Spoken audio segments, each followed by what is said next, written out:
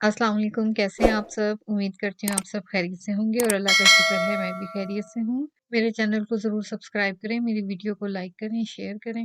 और जनाब यहाँ देख रही हूँ सुबह-सुबह के वक़्त बाहर का मौसम। आज दिल कर रहा था कि वॉक करने जाऊँ परी को साथ लेके क्योंकि मौसम आजकल बहुत अच्छा हो गया है। बस ये होता है कि कभी ठंडी हवा चल रही होती है और कभी बिल्कुल नॉर्मल वेदर होता है। अब हमने सोचा कि चलें जी, चलते हैं। लेकिन जब तक मैं रेडी होके निकली, थोड़ी ठंडी हवा भी चलनी शुरू हो गई और बादल-बादल भी स्टार्ट हो गए। मैंने कहा लें जी, आज अच्छा वॉक का प्रोग्राम बनाया है कि मौसम ही चेंज हो गया है। लेकिन मैंने ये सोचा कि नहीं, नहीं चलते हैं, वॉक करके आते हैं कि हर वक़्त घर में ही बैठे रहते हैं। तो परी भी बहुत खुश हो रही थी और मैं खुद भी बड़ी खुश थी। मज़ा आया मुझे बाहर जाके वॉक करने का, काफ़ी मज़ा आया, काफ़ी अरसे के बाद गए हम लोग इस तरह से। और मैंने सोचा कि चलो जी आज थोड़ी-सी शॉपिंग कर लेते हैं, एज़रा चलते हैं। मैंने लेनी थी वेजिटेबल क्योंकि आज मेरा दिल कर रहा था बैंगन का भरता बनाने को। तो मैं गई इसी के चक्कर में थी कि जाके ना वॉक करके जाती हूँ और बैंगन का भरता लेकर आती हूँ। एज़रा जाते हुए सारा जो रास्ता है ना वो सारा चढ़ाई है। तो बस कुछ ना पूछें, इतनी मुश्किल हुई ना, 2 दफ़ा तो बीच में दिल किया कि वापस जाऊँ और गाड़ी ले आऊँ।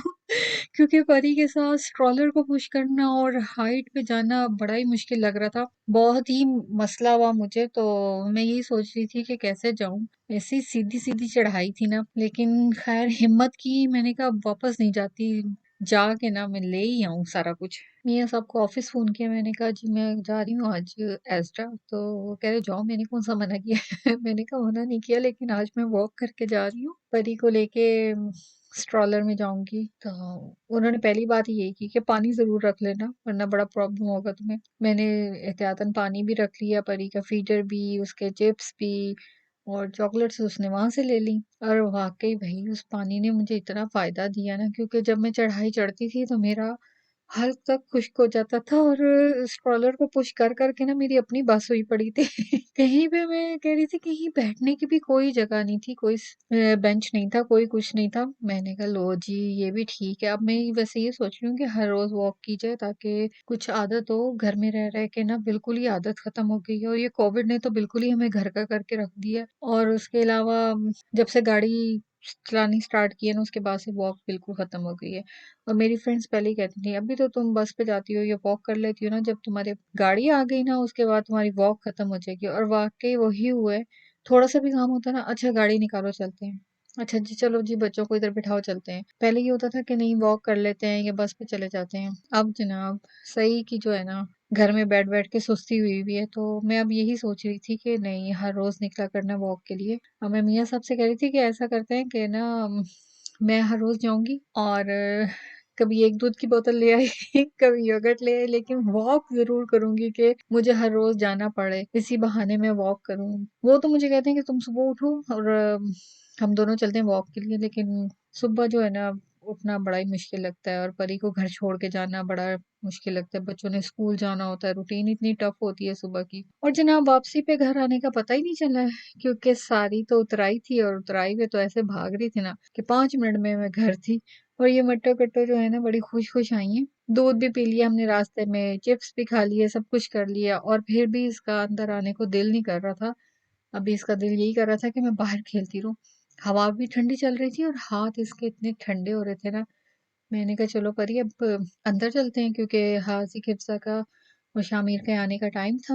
अभी मैंने कुकिंग भी करनी थी। सारा दिन तो बाहर ही निकल गया। और यही होता है कि अगर बाहर आप चले जाओ तो फिर बिल्कुल भी आपको समझ नहीं आती कि टाइम कैसे निकल गया। बस ये एक अच्छा काम किया कि मैं किचन समेट के और सफाइयाँ करके गई थी क्योंकि मुझे पता था मैं वापस आ गई, इनमें से कोई भी काम नहीं होना। तो मैंने सुबह सुबह ही कर लिया था कि ना फटाफट से करके परी के उठने से पहले ही मैं ये काम करके फारिग हो गई थी। घर आके बच्चों के लिए खाना बनाना स्टार्ट किया और बना रही थी मैं उनके लिए पास्ता। आप भी कहेंगे लेने तो बैंगन गई थी और बना पास्ता रही है।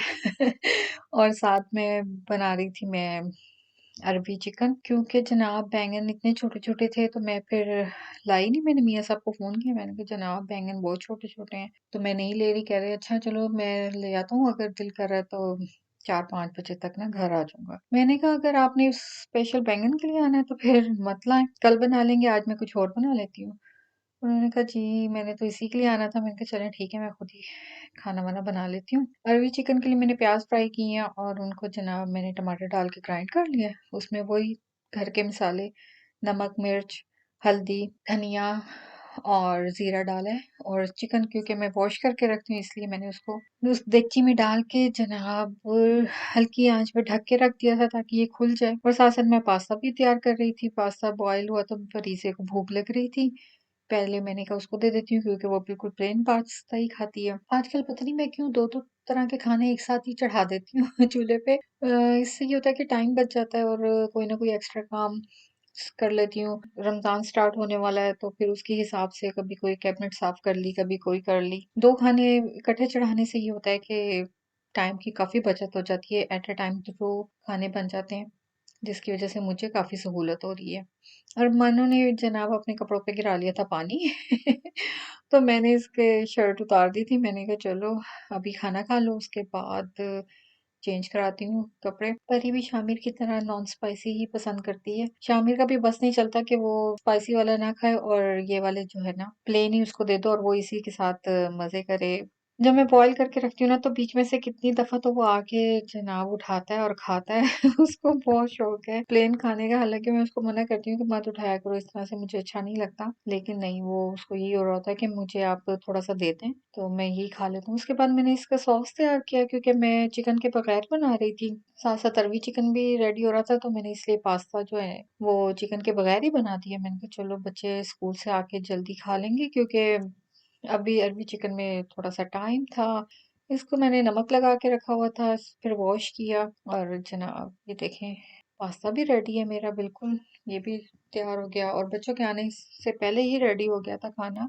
और उसके साथ-साथ जनाब चिकन भी खुल गया। बस इसको मैंने भूना, इसमें अरबियाँ डाली हैं, उनको भूना है अच्छे से ताकि उनकी लेस ख़त्म हो जाए और उसके बाद जनाब मैंने इसमें पानी डाला है और पानी डाल के मैंने हल्की आँच पे रख दिया ताकि ये दोनों अच्छे से गल जाएँ और शोरबे के हिसाब से उसमें पानी ऐड कर दिया है। और जनाब मियाँ साहब का बैग भी वापस आ गया है और बस कुछ ना पूछें वो बैग और उसके हाल हालात क्या थे। और 5 दिन के बाद बैग वापस आया और जब बैग खोला है ना तौबा! एक तो उसमें इतनी स्मेल हो रही थी साग की वज़ह से और दूसरा जो सबसे बड़ा दुःख कपड़े मेरे ख़राब हो गए। सारे नए कपड़े थे बच्चों के मेरे, तो साग का पानी निकलता रहा और जनाब कपड़ों पे लगता रहा। मैंने तो आते ही बैग को खोला है, साग तो पहले उठा के बिन में डाला क्योंकि इतनी कमरे में एकदम से स्मेल हो गई थी।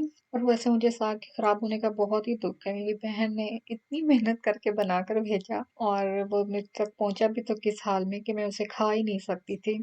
और ये कुछ कपड़े हैं जो बच गए थे, जो खराब नहीं हुए थे और ये बाकी सारे नए कपड़े अपने और हिफ्ज़ा के मैंने वॉश करके जनाब बाहर डाले ताकि इनमें से साग की स्मेल खत्म हो जाए और कुछ मैंने मशीन में डाले ये अच्छे से धुल जाएं जिन पे ज़्यादा लग गया था साग। लेकिन ये शुक्र है कि इन पे से कलर जो था साग का वो उतर गया, निशान नहीं पड़ा और स्मेल भी खत्म हो गई। ये जनाब मैंने हिफ्ज़ा का सूट सिलवाया अपनी भाभी से और मुझे बड़ा प्यारा लगा है फ्रॉक, बिल्कुल कटाओं वाला और बड़ा स्टाइलिश सा फ्रॉक बना के भेजा है। सब ये ड्रेसेस पे डिजाइनिंग करवाई है इस दफा, कुछ हाथ की कढ़ाइयाँ करवाई हैं। तो मैंने कहा चलो जी मैं आपको भी दिखाती हूँ कि कैसे लग रहे हैं इनके कपड़े, मेरे भी कपड़े और बच्चों के भी कपड़े और साग तो जहाँ तक साग का ताल्लुक है वो तो शायद मेरी किस्मत में ही नहीं था, पाकिस्तान जाके भी नहीं मैं खा सकी, यहाँ पर भी नहीं आ सका। पता नहीं इसी में कोई अल्लाह की बेहतरी होगी क्यों है वो साग खा ही नहीं सकी। और अचार भी आया, अचार बिल्कुल ठीक था, उसका डब्बा भी लीक नहीं हुआ, वो बिल्कुल अच्छे से घर पहुंच गया। लेकिन साग गर्मी की वजह से खराब हो गया, बहुत ही उसका बुरा हाल था साग वाला तो। वो तो मेरा जो है ना क्या कहना चाहिए सदमा ही बहुत बड़ा है क्योंकि इस दफा मेरा जितना दिल कर रहा था कि फ्रेश साग खाएं उतना ही वो मेरे तक नहीं पहुंच सका। पहुंचा भी तो ऐसी ऐसी हालत में कि मैं उसको यूज ही नहीं कर सकती। और ये मेरे कपड़े भी भाभी ने सिए हैं और देखेंगे इतनी अच्छी डिजाइनिंग करके सिए हैं कपड़े। इनमें मोस्टली कपड़े जो हैं वो खादी के हैं, ये भी खादी का है, लेकिन मैंने चेक कर रही थी कि इनकी लोन इतनी पतली है ना और खद्दर का भी जो सूट है वो भी बिल्कुल ही नॉर्मल सा स्टफ है। मैंने कहा पता नहीं ब्रांड्स को क्या हो गया। खादी की प्राइस तो अच्छी खासी है लेकिन अब क्वालिटी इनकी वो नहीं रही ना, मुझे कुछ अच्छा नहीं लगा, इनका कोई ख़ास पसंद नहीं आया।